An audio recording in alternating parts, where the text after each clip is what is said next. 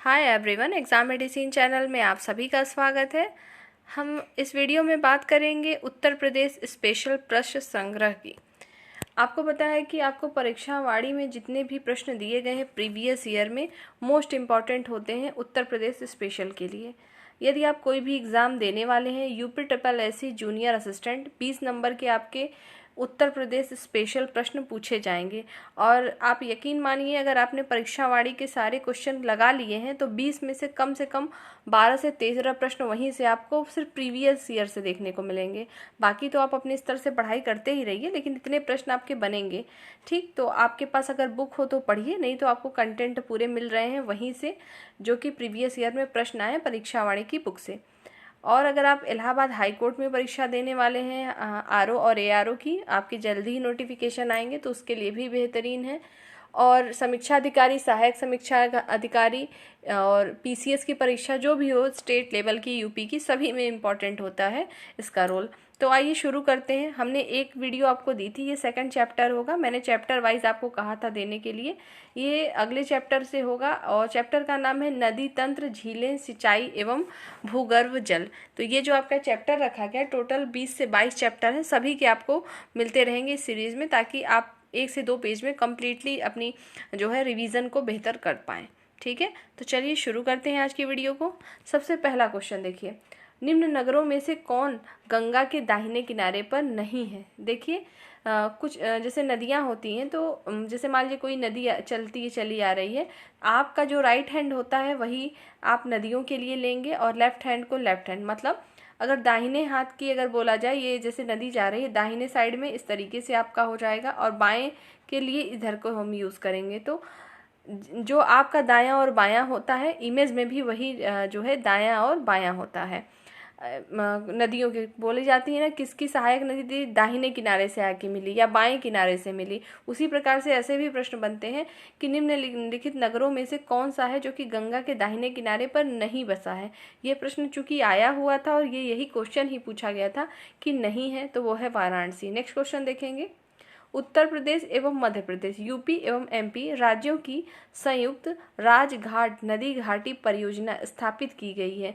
तो वो जो है किस नदी पर स्थापित की गई है, तो इम्पोर्टेंट होगा बेतवा नदी पर। तो आपको यहाँ से दो चीज़ें मिली। पहला तो पूछ लिया जाए सिर्फ ऐसे ही कि बेतवा नदी किस राज्य में है, तो उत्तर प्रदेश में पड़ता है। ठीक है, और ये जो है उत्तर प्रदेश और मध्य प्रदेश की संयुक्त जो है परियोजना है, उसके तहत इसको स्थापित किया गया है। राजघाट बांध बन रहा है।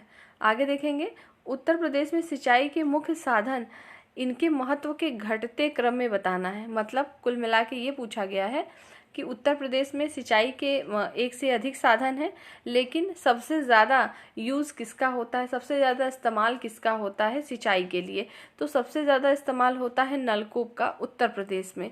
पूरे भारत में भी बात करें तो उत्तर प्रदेश नंबर 1 पे आता है नलकूप के माध्यम में।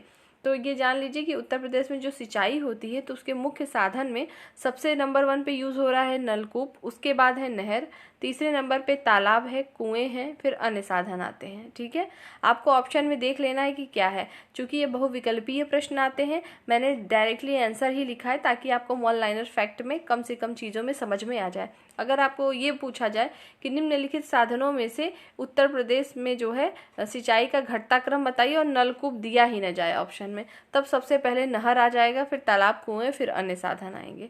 तो प्रेफरेंस देखिएगा कि किसको पहले और किसको बाद में रखा है ऑप्शन के अकॉर्डिंग। अगला प्रश्न देखिए, अगला प्रश्न पूछा गया था कि उत्तर प्रदेश की निम्न नदियों में से किसके उद्गम हिमालय से नहीं हुए हैं।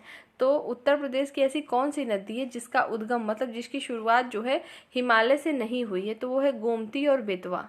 नेक्स्ट देखते हैं, गोविंद वल्लभ पंत सागर अवस्थित है। गोविंद वल्लभ पंत सागर कहाँ अवस्थित है, तो सोनभद्र जिले में पड़ता है। अगर सोनभद्र नाम न देके राज्य सिर्फ पूछा जाए तो आपका उत्तर प्रदेश है ही है। अर्जुन बांध नहर से लाभान्वित जिला कौन सा है, तो हमीरपुर। ठीक है, ये चित्रकूट, बांदा, हमीरपुर उस साइड का इलाका है, वही हमीरपुर है। तो अर्जुन बांध नहर जो है किससे लाभान्वित जिला कौन सा है, तो हमीरपुर होगा।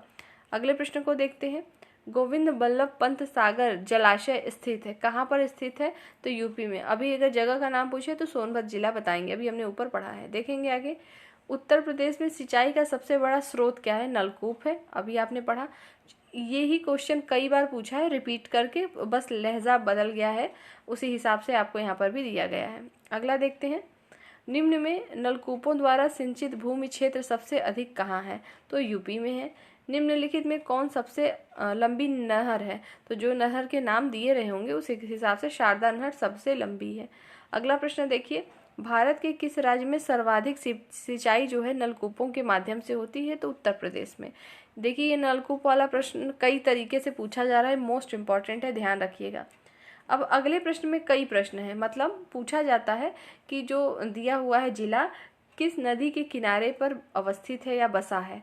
तो चित्रकूट जो है मंदाकिनी नदी, जौनपुर जो है गोमती नदी, मथुरा है यमुना नदी के किनारे, अयोध्या सरयू नदी के किनारे, और गोरखपुर जो है राप्ती नदी के किनारे है। ध्यान रखेंगे राप्ती है, न कि ताप्ती है, राप्ती नदी है।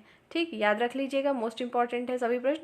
जो लोग यहाँ के होंगे और ये वीडियो देख रहे होंगे तो उनको तो पता ही होगा अपने ज़िले का, बाकी लोग देख लें। अगला देखिए, निम्न में से कौन नदी जो है ब्रह्म घाट नामक स्थान पर करनाली नदी से मिलती है और घाघरा नदी बन जाती है? तो वो नदी है शारदा। अगला देखिए, किस नदी पर तटवर्ती क्षेत्र अवनालिका क्षरण के लिए प्रसिद्ध है? तो वो है चंबल। नेक्स्ट है, निम्न में से कौन नदी उत्तर दिशा में नहीं बहती है? तो गंडक जो है उत्तर दिशा में नहीं बहती है। देखिए कुछ हमारे जो वनडे एग्जाम होते हैं अक्सर प्रीवियस ईयर के क्वेश्चन बहुत रिपीट होते हैं, और यूपी स्पेशल से तो बहुत ही रिपीट होते हैं, इसलिए आप पहले प्रीवियस ईयर के क्वेश्चन को पढ़ लीजिए। अगला देखिए, उत्तर प्रदेश में सबसे ऊंचा बांध कौन सा है? तो रामगंगा है। नेक्स्ट देखेंगे, 110 मीटर ऊंचा विहार जलप्रपात प्रदेश की किस नदी पर है? तो उस नदी का नाम है टोंस। नेक्स्ट है, पारीक्षा बांध किस नदी पर अवस्थित है? तो बेतवा नदी पर अवस्थित है। फुलहर झील भारत के किस राज्य में स्थित है? तो यूपी में, उत्तर प्रदेश में। कौन सा बांध बेतवा नदी पर बनाया गया है? तो राजघाट बांध जो है बेतवा नदी पर बनाया गया है। ये किसकी संयुक्त परियोजना है? अभी हमने ऊपर पढ़ा था, देखिए ये फिर से रिपीट है प्रश्न, आगे देख लीजिए कि राजघाट बांध एवं नहर परियोजनाएं उत्तर प्रदेश और मध्य प्रदेश सरकार ने बराबर बराबर सहयोग वाली संयुक्त परियोजना है जो कि बनाई जा रही है। कहाँ? तो बेतवा नदी पर। अगला देखिए, पूछा जाता है जो ये नदी है मतलब कौन सा बांध उस पर बना हुआ है? माता टीला बांध कहाँ है? तो बेतवा नदी पर। रिहंद बांध कहाँ है? रिहंद नदी पर है। रानी लक्ष्मीबाई बांध कहाँ है? तो बेतवा नदी पर है। तो याद रखिएगा, कई क्वेश्चन एक साथ मैंने यहाँ पर कलेक्ट कर दिए हैं। अगला प्रश्न देख लीजिए, हथनी कुंड परियोजना किस नदी पर स्थित है? तो यमुना नदी पर। केंद्र द्वारा किस नदी को राष्ट्रीय नदी घोषित किया गया है? तो गंगा को किया गया है। उत्तर प्रदेश की पेयजल परियोजना कौन सी है? तो गोकुल बैराज परियोजना जो है उत्तर प्रदेश की पेयजल परियोजना है। अगला प्रश्न दिया हुआ है, निम्न में से किस नदी को राष्ट्रीय राजमार्ग संख्या 1 के रूप में प्रयुक्त किया जाता है? तो वो है गंगा। ठीक है, तो गंगा नदी को। अभी आपने इसमें जितने भी प्रश्न देखे सभी प्रीवियस ईयर में आए हैं। अगर आप इसे खुद से पढ़ने बैठेंगे तो शायद आपको समय लगे, बुक उठाने का ही ना मन करे। तो आप क्या करना है, आपको वीडियो को एक बार रिवीजन के तौर पे खोल के देख लेना है। बीच बीच में जैसे आज देखा 4-5 दिन या एक हफ्ते बाद फिर से कर ली। 8 मिनट 10 मिनट की एक एक वीडियो है, इससे आपका रिवीजन हो जाएगा चैप्टर वाइज। बाकी आपकी स्वयं की इच्छा कि आप क्या करते हैं।